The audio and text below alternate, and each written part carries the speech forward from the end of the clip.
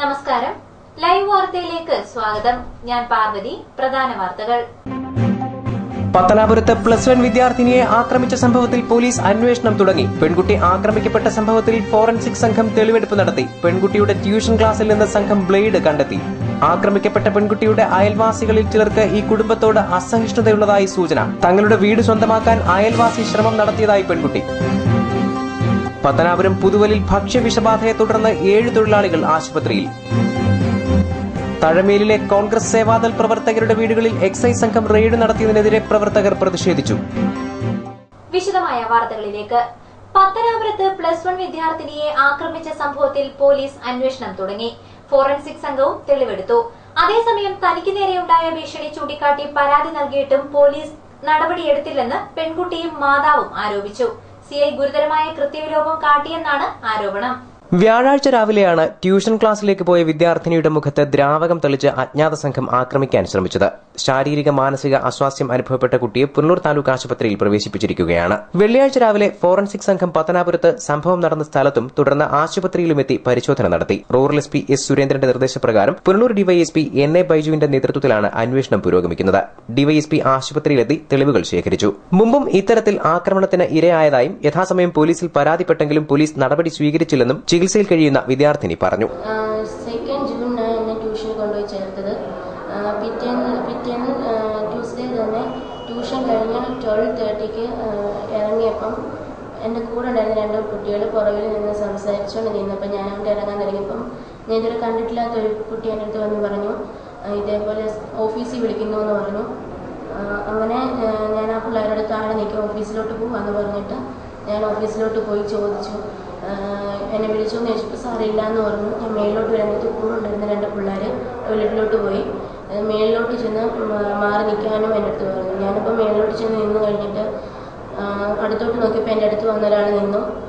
എന്നിട്ട് എൻ്റെ അടുത്ത് പറഞ്ഞു, ഇതേപോലെ വീട് മാറിപ്പോണം, ഇല്ലെങ്കിൽ ഇവിടെ എവിടെയെങ്കിലും കൊന്നിട്ടാൽ കുവച്ചിരിക്കുന്നതിൻ്റെ തന്ത പോലും അറിയത്തില്ലെന്ന് പറഞ്ഞു. താഴെ അപ്പോൾ ഒരു ബൈക്ക് സ്റ്റാർട്ട് ചെയ്യുന്ന സൗണ്ട് കേട്ടു. താഴോട്ട് നോക്കിയിട്ട് ഞാൻ പിന്നെ സൈഡിലോട്ട് നോക്കിയപ്പം ഈ വന്ന് പറഞ്ഞ വ്യക്തി ഓടി ഒരു ബൈക്കിൻ്റെ പുറകെ കയറി പോകുന്നതാണ് കണ്ടത്. പക്ഷേ എനിക്ക് നമ്പർ നോട്ട് ചെയ്യാൻ പറ്റിയില്ല. പക്ഷേ ബ്ലാക്ക് പൾസർ ആയിരുന്നു, അത് ഞാൻ കണ്ടു. പിന്നെ സെക്കൻഡ് വെനസ്ഡേയിൽ തന്നെ ഞങ്ങൾ കംപ്ലയിൻറ്റ് ചെയ്തായിരുന്നു. CI ഓഫീസിൽ പെറ്റീഷൻ കൊടുത്തു. ഈ കംപ്ലയിൻറ്റ് കൊടുത്തത് അറിഞ്ഞിട്ടാണോ വന്നതെന്നറിയില്ല. തേഴ്സ്ഡേയിൽ വീണ്ടും ഇതേപോലെ വന്ന് ഭീഷണിപ്പെടുത്തി. അത് കബീരിയ ടെക്സ്റ്റൈൽസിൻ്റെ അവിടെ നിന്ന് കുറച്ച് ഇങ്ങോട്ട് മാറി നടന്നു വന്നപ്പോൾ എൻ്റെ പുറകെ നടന്നായിരുന്നു. അന്ന് വെഹിക്കിളൊന്നും ഇല്ലായിരുന്നു. വന്നിട്ട് പറഞ്ഞു 1 മാസം സമയം തരാം, അതിനുള്ളിൽ മാറിക്കണമെന്ന് പറഞ്ഞു.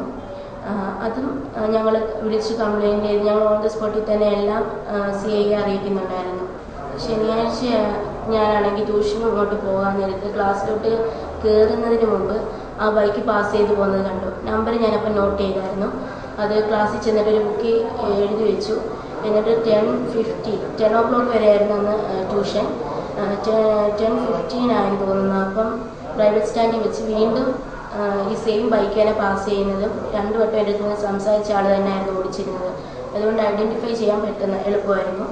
ഞാനങ്ങനെ അപ്പോൾ തന്നെ Shajahan sir special branch officer സാറിനെയും CI സാറിനെയും വിളിച്ച് പറഞ്ഞു. പക്ഷേ അവരുടെ യാതൊരു വിധത്തിലും അവർ ആ നമ്പരെ കുറിച്ച് യാതൊന്നും അന്വേഷിച്ചില്ല എന്നുള്ളതാണ് സത്യം. ആരാന്നറിയില്ല. വീട്ടിൽ വരിക, ഉമ്മക്കത്ത് എഴുതുക, പിന്നെ ഭിത്തിയിലും ഡോറിൽ, ഫ്രണ്ട് ഡോറിൽ, ടെറസിലെ ഡോറിലെല്ലാം ഭീഷണി എഴുതി വെച്ചിട്ട് പോവുക. ഇത് പതിവായി 3-4 ദിവസം ഇത് അടുപ്പിച്ചുണ്ടായിരുന്നു. രാത്രി 11:30, 12:30, വെളുപ്പിന് 3:30 ഇങ്ങനെയുള്ള ടൈമിലായിരുന്നു ഇങ്ങനെയൊക്കെ വന്ന് ഭീഷണി എഴുതിയിട്ട് പോകുന്നത്. അങ്ങനെ ഞങ്ങളിതെല്ലാം വിളിച്ച് പറയാൻ വേണ്ടിയിട്ട് CI സാറിനെ വിളിക്കുമ്പോഴൊക്കെ ഒന്നെങ്കിൽ ബിസിയാക്കും, അല്ലെങ്കിൽ എന്തെങ്കിലും കാരണം പറഞ്ഞത് കേൾക്കാൻ പോലും കൂട്ടാക്കാതെ കട്ട് ചെയ്യുന്ന ഒരു അവസ്ഥയായിരുന്നു. പ്രതികളെക്കുറിച്ചും ആക്രമിക്കാനെത്തിയ വാഹനത്തെക്കുറിച്ചും പത്തനാപുരം CIക്ക് വ്യക്തമായ ധാരണയുണ്ടായിട്ടും അന്വേഷിക്കുന്നതിനോ പ്രതികളെ പിടികൂടുന്നതിനോ ശ്രമിക്കാത്തത് ഉന്നത ഇടപെടലുകൾ മൂലമാണെന്ന് സംശയിക്കുന്നതായി പെൺകുട്ടിയുടെ മാതാവ് പറഞ്ഞു. പോലീസ് CIക്ക് പരാതി കൊടുത്തതിന് ശേഷം വെള്ളിയാഴ്ച, അതായത് 6-ാം തീയതി വെള്ളിയാഴ്ച 2 കൂട്ടരെ വിളിപ്പിച്ചു. അന്വേഷിക്കാമെന്ന് പറഞ്ഞു. ഞങ്ങളെ ആ വിളിച്ചകത്തോട്ട് കയറ്റിയ സമയം മുതലേ നമ്മളെ ഒരു കളിയാക്കുന്ന രീതിയിൽ എതിർകക്ഷി തീവ്രവാദിയാണെന്നാണല്ലോ ഞാൻ വിചാരിച്ചത്, ഇതൊരു പാവം പിടിച്ച മനുഷ്യനാണെന്നല്ലോ എന്നുള്ള സംസാരം എൻ്റെ നേരെ CI പറഞ്ഞ്. എന്നിട്ട് നമുക്ക് അനുകൂലമല്ലാത്ത ഒരു രീതിയിലുള്ള സംസാരമാണ്. പിന്നീട് പരാതി കൊടുത്തതിന് ശേഷം പല പ്രാവശ്യം ഭീഷണികൾ, ഉമ്മക്കത്തുകളൊക്കെ ഇങ്ങനെ വന്ന് ഡോറിലൊക്കെ എഴുതി വെച്ചപ്പോൾ ഞാൻ ഫോണിൽ വിളിച്ച്, നമ്പർ ഉണ്ടായതുകൊണ്ട് വിളിച്ച് ബന്ധപ്പെട്ട് ഫോൺ എടുക്കാനോ അത് കേൾക്കാനോ കൂട്ടാക്കത്തില്ല. പിന്നീട് തുടർന്നുള്ള 2 ദിവസം വിളിക്കുമ്പോൾ എൻ്റെ നമ്പർ കണ്ടിട്ട് അത് എടുക്കാത്ത നിലപാട് സ്വീകരിച്ചിട്ടുണ്ട്. കേസ് അട്ടിമറിക്കാനുള്ള ശ്രമങ്ങൾ നടക്കുന്നതായിട്ടൊരു സംശയം ഞങ്ങൾക്ക് ബലപ്പെട്ടിരിക്കുകയാണ്.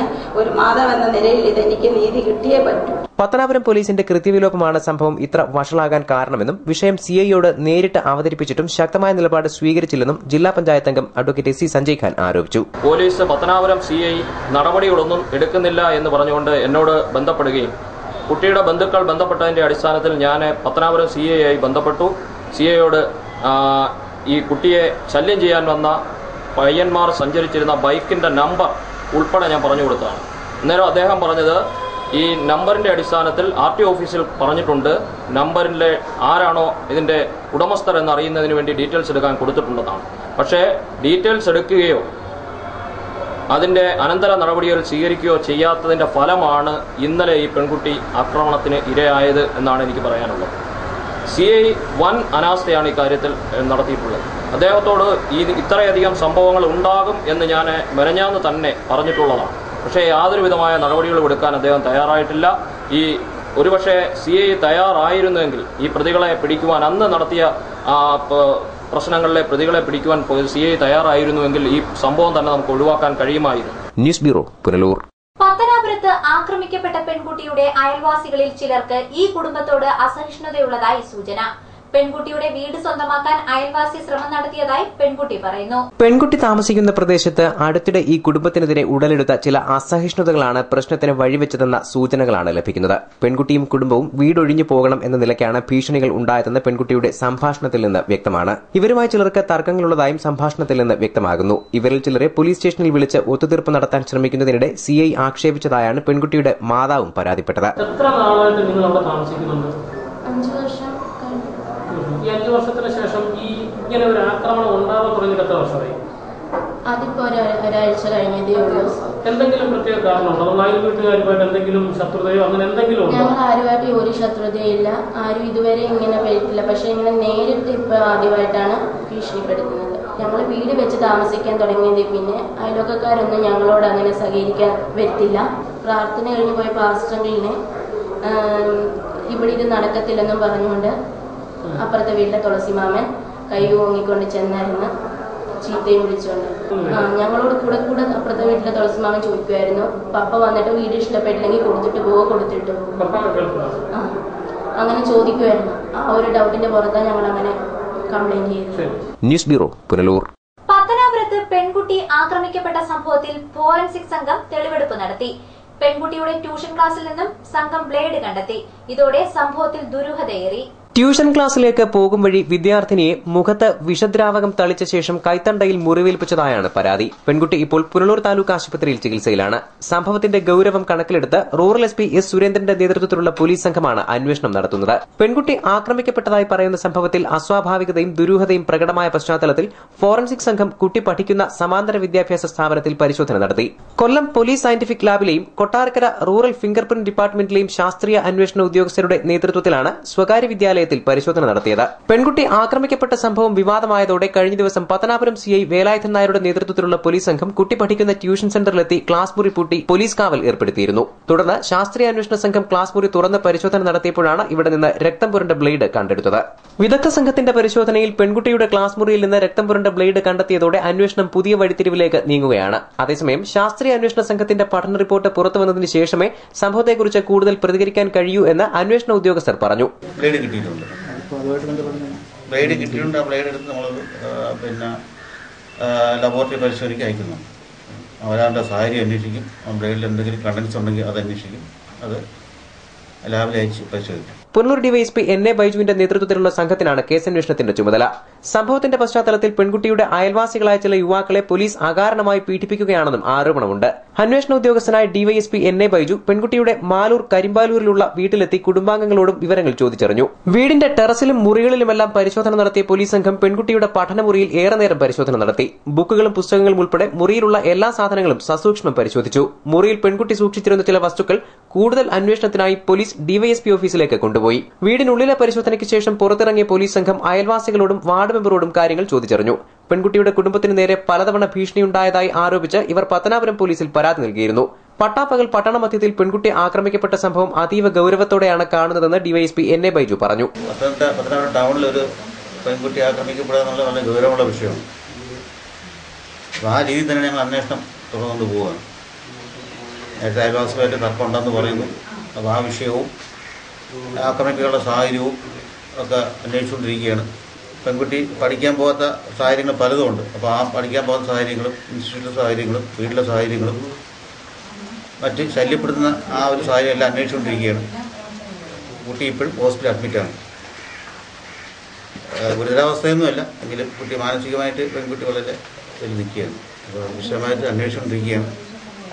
വളരെ ഗൗരവമായി തന്നെയാണ് അന്വേഷിക്കുന്നത്. കുട്ടിയെ ശല്യപ്പെടുത്തിയുള്ള ചെറിയ സൂചനകൾ കിട്ടിയിട്ടുണ്ട്. അതിനെപ്പറ്റി മുമ്പ്, ഇപ്പോഴല്ല മുമ്പ്. അപ്പോൾ അതിനെപ്പറ്റിയൊക്കെ വിശദമായിട്ട് അന്വേഷിച്ചുകൊണ്ടിരിക്കുകയാണ്. കേസ് അന്വേഷിച്ചിട്ടാണ്. പത്തനാപുരം സർക്കിൾ ഓഫീസിൽ ഈ പറയുന്ന ഒരു അയൽവാസി തുളസീരം പിള്ളയെ പറ്റി വിളിച്ച് സംസാരിച്ചിട്ടുണ്ട്. അവർ നിഷേധിച്ചതെന്ന് അറിയുന്നത്. അതിനുശേഷം തുടർന്ന് അന്വേഷിക്കാമെന്ന് CI വാക്ക് കൊടുത്തിട്ടുണ്ട്.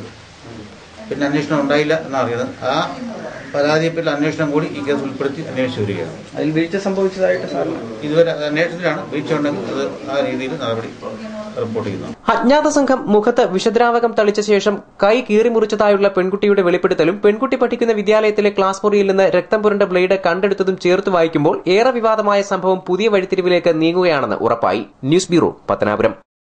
പത്തനാപുരം പുതുവലിൽ ഭക്ഷ്യവിഷബാധയെ തുടർന്ന് 7 തൊഴിലാളികൾ ആശുപത്രിയിൽ. മരം മുറിക്കാനെത്തിയ തൊഴിലാളികൾക്ക് കരാറുകാർ വിതരണം ചെയ്ത പഴകിയ ആഹാരത്തിൽ നിന്നാണ് ഭക്ഷ്യവിഷബാധയുണ്ടായത്. കോന്നി അതിരുങ്കൽ സ്വദേശികളായ അനീഷ്, മേടക്കര കനകൻ, വടശ്ശേരിക്കര തേവർക്കാട്ടിൽ എബി, കൂടൽ അനിൽ ഭവനിൽ അനിൽ, പിടവൂർ മൂലക്കോണിൽ ബിന്ദു, പേഴുംപാട് തേവർക്കാട്ടിൽ ജെയിംസ്, അലക്സ് എന്നിവരെയാണ് പത്തനാപുരം സർക്കാർ ആശുപത്രിയിൽ പ്രവേശിപ്പിച്ചത്. പഴകിയ ഭക്ഷണം കഴിച്ചതിന് പിന്നാലെ ദേഹാസ്വാസ്ഥ്യവും ഛർദിയും ബാധിച്ച് അവശനിലയിലായ തൊഴിലാളികളെ മറ്റ് തൊഴിലാളികൾ ചേർന്ന് പത്തനാപുരം കമ്മ്യൂണിറ്റി ഹെൽത്ത് സെന്ററിൽ പ്രവേശിപ്പിക്കുകയായിരുന്നു. പഴകിയ ഭക്ഷണത്തിൽ നിന്നാണ് തൊഴിലാളികൾക്ക് വിഷബാധ ഉണ്ടായതെന്ന് തൊഴിലാളികളെ പരിശോധിച്ച ഡോക്ടർമാർ പറഞ്ഞു. വ്യാഴാഴ്ച തയ്യാറാക്കിയ ആഹാരമാണ് തൊഴിലാളികൾ വെള്ളിയാഴ്ച ഉച്ചയ്ക്ക് കഴിച്ചത്. എന്നാൽ വെള്ളിയാഴ്ച പാകം ചെയ്ത് കഴിച്ച ആഹാരത്തിൽ പ്രശ്നങ്ങളൊന്നും ഉണ്ടായിട്ടില്ലെന്ന് തൊഴിലാളികൾ പറയുന്നു. പുതുവൽ കോളേജ് ജംഗ്ഷൻ സമീപത്തെ റബ്ബർ തോട്ടത്തിലെ മരങ്ങൾ മുറിക്കാനാണ് തൊഴിലാളികൾ എത്തിയത്. ചുമട്ട് തൊഴിലാളികൾ അടക്കമുള്ളവർക്ക് വിഷബാധയേറ്റിട്ടുണ്ട്. പത്തനാപുരം കമ്മ്യൂണിറ്റി ഹെൽത്ത് സെന്ററിൽ എത്തിച്ച തൊഴിലാളികളെ പ്രാഥമിക ശുശ്രൂഷ നൽകി വിട്ടയച്ചു. News bureau, Pathanapuram. വിദേശ രാജ്യങ്ങളിലെ ഉന്നത സ്ഥാനങ്ങളിൽ മലയാളിക്ക് തൊഴിൽ ചെയ്യാൻ സാധിക്കുന്നത് കേരളത്തിലെ പൊതുവിദ്യാഭ്യാസ മേഖല മെച്ചപ്പെട്ടതുകൊണ്ടാണെന്ന് NK പ്രേമചന്ദ്രൻ MP. പുനലൂരിൽ വ്യാപാരി വ്യവസായി ഏകോപന സമിതി ഏർപ്പെടുത്തിയ വിദ്യാഭ്യാസ അവാർഡ് വിതരണ ചടങ്ങ് ഉദ്ഘാടനം ചെയ്ത് സംസാരിക്കുകയായിരുന്നു അദ്ദേഹം. എന്തെല്ലാം അഭിപ്രായ വ്യത്യാസങ്ങൾ ബന്ധത്തിന്റെയും ഹർത്താലിന്റെയും പണിമുടക്കിന്റെയും സമരത്തിന്റെയും പ്രക്ഷോഭത്തിന്റെയും അതല്ലെങ്കിൽ നിരവധിയായ കാരണങ്ങളുടെ പേരിൽ പ്രതിലോമകരമായിട്ടുള്ള പരാമർശം കേരളത്തെ സംബന്ധിച്ച് അന്യനാടുകളിലൊക്കെ ചെല്ലുമ്പോൾ പരാതിയായി വരുമ്പോഴും കേരളത്തിന്റെ ഏറ്റവും മഹത്വവൽക്കരിക്കപ്പെട്ട നേട്ടമെന്തെന്ന് ചോദിച്ചാൽ കേരളത്തിൽ സാർവത്രികമായി സാധ്യമാക്കാൻ കഴിഞ്ഞ പൊതുവിദ്യാഭ്യാസം തന്നെയാണ്. ആ പൊതുവിദ്യാഭ്യാസം സാർവത്രികമായി സാധ്യമാക്കാൻ കേരളത്തിൽ കഴിഞ്ഞ അരനൂറ്റാണ്ട് കാലത്തെ പ്രവർത്തനത്തിലൂടെ കേരളത്തിന് കഴിഞ്ഞു എന്നുള്ളത് കൊണ്ടാണ് വിദേശ രാജ്യങ്ങളിൽ പോയി ജീവിക്കാനുള്ള പ്രാപ്തി നമ്മുടെ സഹോദരങ്ങൾക്കുണ്ടായത്. കർഷകരുടെയും ഇടത്തരക്കാരുടെയും കുട്ടികൾ പഠിക്കുന്ന സ്കൂളുകളിൽ മെച്ചപ്പെട്ട വിദ്യാഭ്യാസം ലഭ്യമാക്കുന്നതിന് പൊതുവിദ്യാഭ്യാസ സ്ഥാപനങ്ങൾ ശാക്തീകരിക്കണമെന്നും NK പ്രേമചന്ദ്രൻ പറഞ്ഞു. വ്യാപാരി വ്യവസായികൾ വിദ്യാഭ്യാസ മേഖലയിൽ നൽകുന്ന സംഭാവനയും പ്രോത്സാഹനവും വലുതാണെന്നും പ്രേമചന്ദ്രൻ ചൂണ്ടിക്കാട്ടി. വെള്ളിയാഴ്ച ഉച്ചയ്ക്ക് 3 പുനലൂർ സ്വയംവര ഹാളിലായിരുന്നു അവാർഡ് ദാനം. SSLC, +2 പരീക്ഷകളിൽ ഉന്നത വിജയം നേടിയ വിദ്യാർത്ഥികളെ ചടങ്ങിൽ അനുമോദിച്ചു.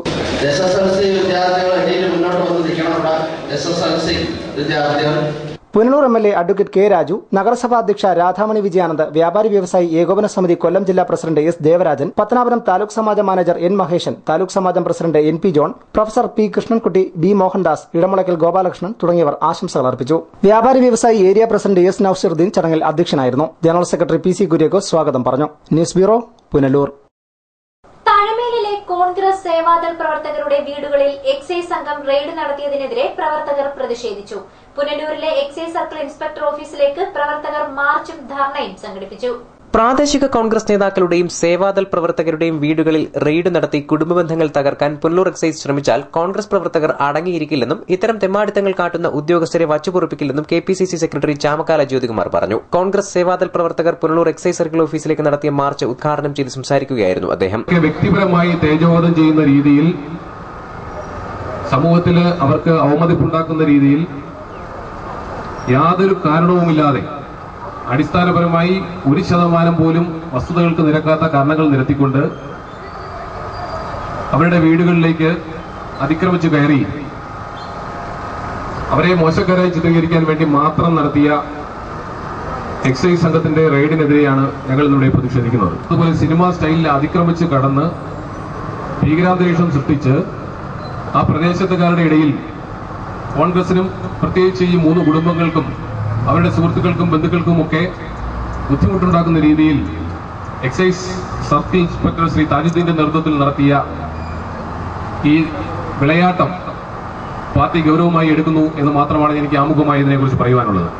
ജൂൺ 4 വൈകിട്ട് തഴമേലുള്ള കോൺഗ്രസിന്റെയും സേവാദളിന്റെയും പ്രവർത്തകരായ കമാലുദ്ദീൻ, ജിമോൻ, റോയ് എന്നിവരുടെ വീടുകളിൽ Punalur excise circle inspector J താജുദ്ദീൻകുട്ടിയുടെ നേതൃത്വത്തിലുള്ള സംഘം റെയ്ഡ് നടത്തുകയും പ്രവർത്തകരെ അവഹേളിക്കുന്ന തരത്തിൽ പ്രവർത്തിക്കുകയും ചെയ്തു എന്നാരോപിച്ചാണ് എക്സൈസ് സർക്കിൾ ഓഫീസിലേക്ക് മാർച്ചും ധർണയും സംഘടിപ്പിച്ചത്. പോസ്റ്റ് ഓഫീസ് ജംഗ്ഷനിൽ നിന്ന് ആരംഭിച്ച മാർച്ച് തൊളിക്കോട് ശബരിഗിരി സ്കൂളിന് മുന്നിൽ പോലീസ് തടഞ്ഞു. തുടർന്ന് ചേർന്ന ധർണയ്ക്ക് സേവാദൾ പുനലൂർ നിയോജകമണ്ഡലം ചെയർമാൻ വലിയവിള വേണു അധ്യക്ഷനായി. അഡ്വക്കേറ്റ് അഞ്ചൽ ടി സജീവൻ സ്വാഗതം പറഞ്ഞു. Thoythala Mohanan, block Congress president Eroor Subhash, Anchal Soman, G Jayaprakash, A Sakeer Hussain, Sabu Alex തുടങ്ങിയവർ സംസാരിച്ചു. News bureau, Punalur.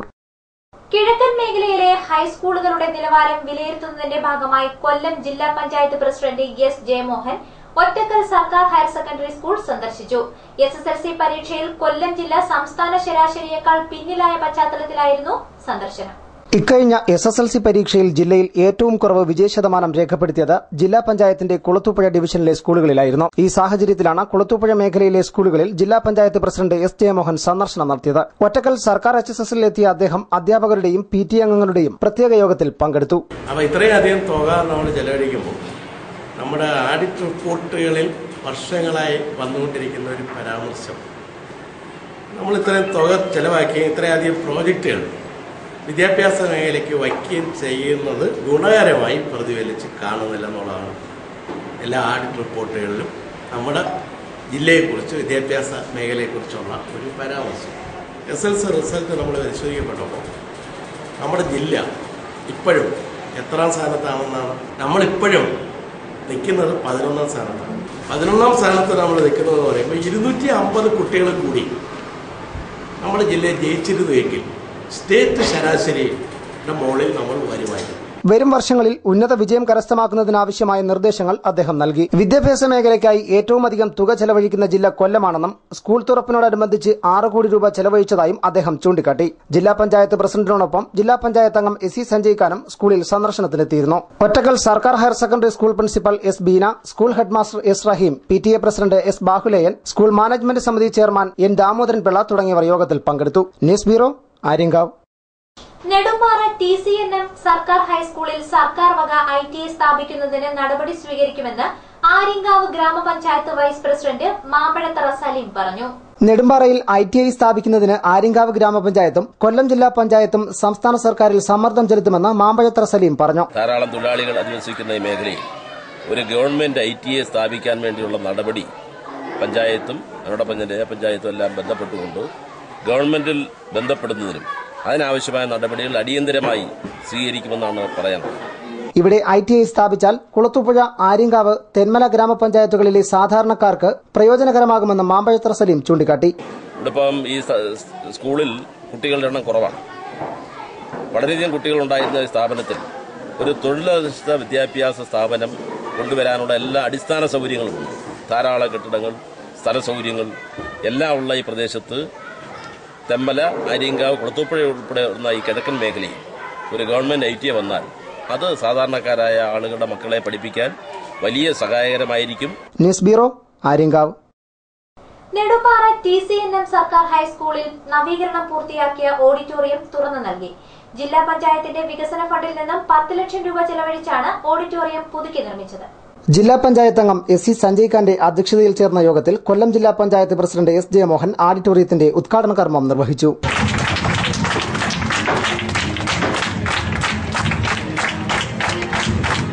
ആര്യങ്കാവ് ഗ്രാമപഞ്ചായത്തിലെ സാക്ഷരതാ പ്രവർത്തനങ്ങളുടെ ഭാഗമായി നെടുമ്പാറ TCNM സർക്കാർ ഹൈസ്കൂളിൽ SSLC തോറ്റവർക്കും പാതിവഴിയിൽ പഠനം ഉപേക്ഷിച്ചവർക്കുമായി തമിഴ് മലയാളം മീഡിയങ്ങളിൽ SSLC പരീക്ഷ എഴുതാൻ അവസരമൊരുക്കുമെന്നും ഇതിനുള്ള പ്രവർത്തനങ്ങൾ തുടങ്ങുമെന്നും എസ് ജയമോഹൻ പറഞ്ഞു. അടുത്ത വർഷം മുതൽ നെടുമ്പാറ ആര്യങ്കാവ് പഞ്ചായത്തിലെ സാക്ഷരതാ പ്രവർത്തനത്തിന്റെ ഭാഗമായി തുല്യതാ പരീക്ഷ എഴുതി വിജയിപ്പിക്കാൻ വേണ്ടിയിട്ടുള്ള കേന്ദ്രം നെടുമ്പാറ സ്കൂൾ കേന്ദ്രമാക്കിക്കൊണ്ട് ആരംഭിക്കാനുള്ള തീരുമാനവും ഞങ്ങൾ കൈക്കൊള്ളിക്കണം. അപ്പൊ തോട്ടം തൊഴിലാളികളും അവർ വീടുകളിലൊക്കെ SSLC പാസ്സാവാൻ കഴിയാതെ നിൽക്കുന്ന അവർക്ക് അല്ലെങ്കിൽ ഏതെങ്കിലും തൊഴിലുള്ളവർക്ക് പ്രമോഷനോ മറ്റോ ലഭിക്കുന്നതിന് SSLC ഇല്ലാത്ത ഒരു തടസ്സമാണെങ്കിൽ അവരിൽ കൂടി SSLC പാസ്സാക്കി എടുക്കുന്ന ഒരു പ്രവൃത്തി കൂടി ചെയ്യുന്നു. തമിഴ് മീഡിയത്തിൽ തന്നെ തമിഴ് ഭാഷയിൽ തന്നെ അവരെ പഠിപ്പിച്ച് സാക്ഷരതാക്കി മാറ്റുന്നതിന് പോകുന്നത് അത് കേരളത്തിൽ ആദ്യമായിട്ടാണ് തുടങ്ങിയത്.